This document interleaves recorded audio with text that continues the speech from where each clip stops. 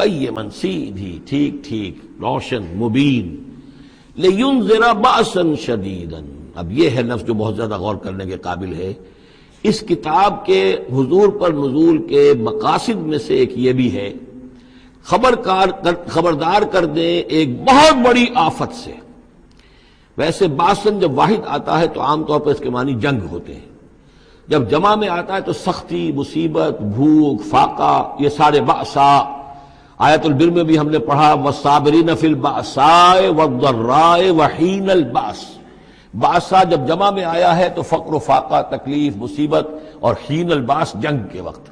تو ان دونوں کو ذہن میں رکھیے، بہت بڑی آفت، بہت بڑی آفت، بہت بڑی آفت۔ ایک تو ہے دجالی فتنے کی، دجال المسیح الدجال جو آنے والا ہے، جس کے بارے میں حدیث میں آتا ہے کہ کوئی نبی اور رسول ایسا نہیں گزرا جس نے اپنی قوم کو دجال کے فتنے سے آگاہ نہ کیا، اور پوری انسانی تاریخ میں دجال کے فتنے سے بڑا کوئی فتنہ نہیں ہوگا، اور وہ ہر بندہ مومن کے امتحان کے لیے کڑا ترین جو ہے مرحلہ آ جائے گا، سخت ترین امتحان اس کا لیا جائے گا۔ تو یہ جو سختی ہے اس کی خبر دیتے ہوئے یہ سورہ مبارکہ نازل ہو رہی ہے۔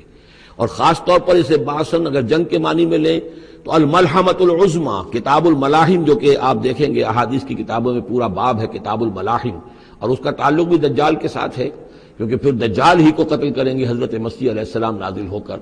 تو یہ سارا مسئلہ جو ہے اس کی خبر دینے کے لیے قیما لینذر بأسا شدیدا من لدنہ، گویا کہ یہ جو احادیث کی کتابوں میں آپ کو حدیث کے ابواب ملتے ہیں، چاہے وہ کتاب الفتن ہو اور چاہے وہ کتاب جو ہے آثار قیامہ ہے، اس طرح کے جتنے بھی ہیں، اور کتاب الملاحم ہے، یہ گویا کہ اس کی شرح ہے، لینذر بأسا شدیدا من لدنہ، اور یہ ہوگا بھی خاص اللہ کی طرف سے، یہ آزمائش بھی، یہ دجال کا فتنہ بھی، یہ بہت بڑی جنگ بھی، جس کو آرمگڈون کہتے ہیں۔ کرسچین جو ٹریڈیشن ہے اس میں اس کے لیے لفظ ہے آرمگڈون، ایک بہت بڑی جنگ ہوگی۔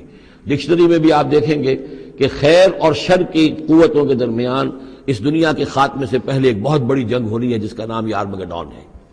لینذر بأسا شدیدا من لدنہ ویبشر المؤمنین الذین یعملون الصالحات، اور تاکہ بشارت دے وہ ان اہل ایمان کو جو نیک عمل کرتے ہوں، ان لہم اجرا حسنا، کہ ان کے لیے ہوگا بہت اچھا بدلہ۔